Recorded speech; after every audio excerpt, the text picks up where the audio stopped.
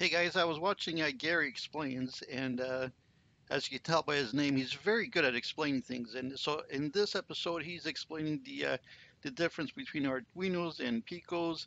And so I was watching it, and I have an Arduino, and I have a regular size Raspberry Pi, one of the early ones, and I tried programming these with the C-like language and the Python, and I really didn't get too far. Not that I don't know Python, I just don't find it a fun language to use.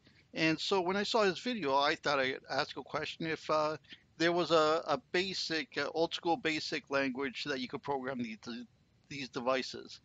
And it kind of, the response I got from some of these people was unexpected because I was expecting you're probably better off programming in the, supported languages type.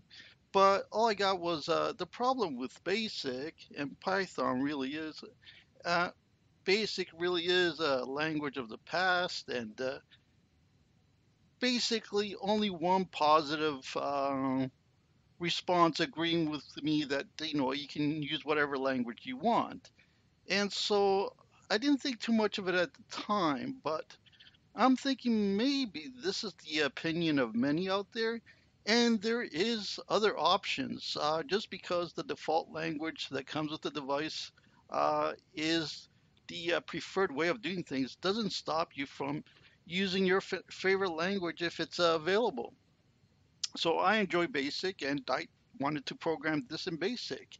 And as it turns out, there is a couple of options, and the one I'll focus in this video is the from Jeff's projects, a basic interpreter for the Raspberry Pi Pico.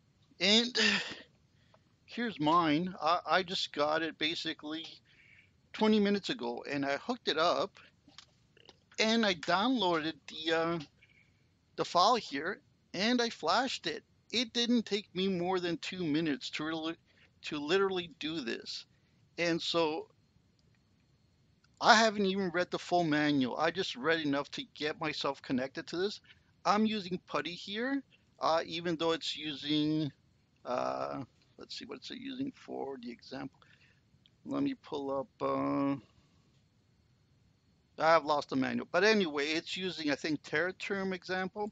But you can use Putty. Just plug in the settings it says. And I've managed to do a little program here. So if I run it, it asks me for my name. Let's put something else, Joe. And it says your name is Joe. Okay. So I could edit this. Now you may notice it has line numbers. I could get rid of the line numbers. If you're good with line numbers, you can keep the line numbers. But I just wanted to show it can be used without line numbers.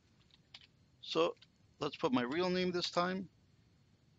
And there you go. And this is the dialect of Microsoft Basic, really, an old version of it.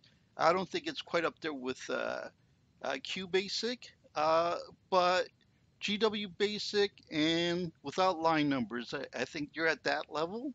So if you're okay with that, I haven't even reached the point of, making that little blinky light blink, but I just wanted to show it's really easy to get up and running in this environment. So if you had the opinion that you could only use Python or MicroPython or some kind of C dialect and that was turning you off, you have another option. So I'll leave a link in the description, and hopefully this will open up this device to other people that have been holding back, like me. And that's it for this video. Thanks for watching.